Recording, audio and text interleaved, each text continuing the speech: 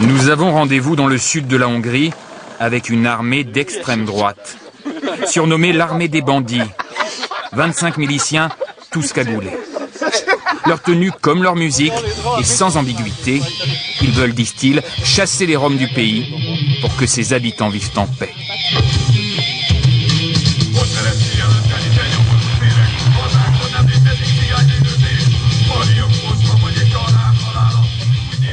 Personnellement, je n'ai jamais eu de problème avec eux. Mais je les déteste, c'est tout. Je hais leur mauvais comportement. Après discussion, leur porte-parole accepte de nous montrer leurs repères. Une salle de musculation où l'on s'entraîne comme à l'armée. Mais pas question pour autant de tout nous montrer. Arrête tes conneries, tu es fou? Non, non, arrête, je t'ai dit. Pourquoi? Tu sais que c'est interdit. Dans la pièce d'à côté, au milieu des drapeaux White Power, le pouvoir au blanc, les miliciens continuent leur démonstration de force. Leurs idées politiques, ils les affichent clairement sur leur peau.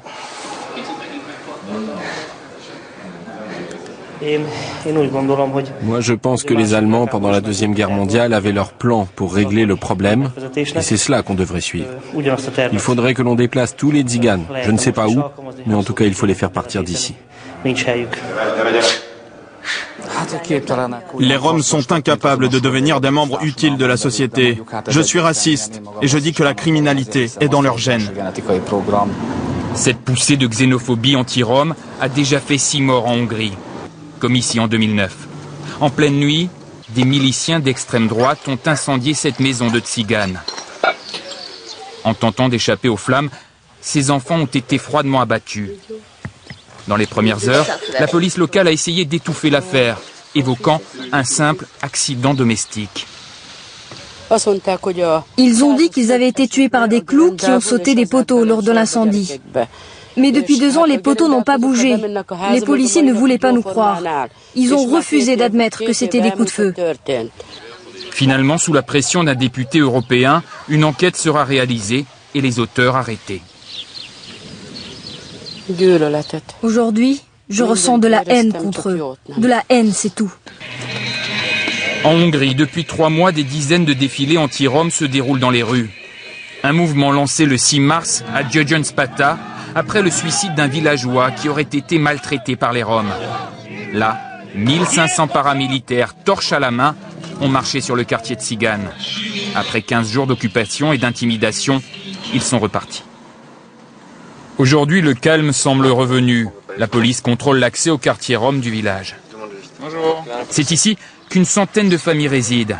Après la chute du communisme, ces Roms ont été les premiers à être licenciés des grandes usines hongroises. Depuis, affirme le chef de la communauté, chacun essaye de se débrouiller. Ici, il n'y a pas une délinquance sérieuse qui aurait justifié l'intervention de forces armées et de miliciens.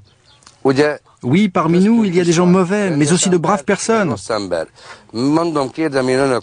Dans quelle partie de la société on ne trouve pas de criminels? Cet homme affirme que l'extrême droite joue sur la peur des tziganes pour obtenir des voix. Leur parti, le Jobbik, a d'ailleurs réalisé 16,8% aux dernières législatives. De son côté, le gouvernement populiste de Viktor Orban a mis des semaines à condamner les défilés racistes. Dans les quartiers pavillonnaires de György-Spata, beaucoup d'habitants ont soutenu les miliciens. Cette femme leur a donné nourriture et hébergement. Grâce à eux, on a eu 15 jours de paix et de sécurité. Il n'y avait plus de regroupement Roms, on était tranquille, il y avait de l'ordre. Sous la pression internationale, le gouvernement hongrois a décidé de renforcer encore plus strictement le contrôle sur les milices et les gardes civils, mais pas question pour autant d'interdire leur existence.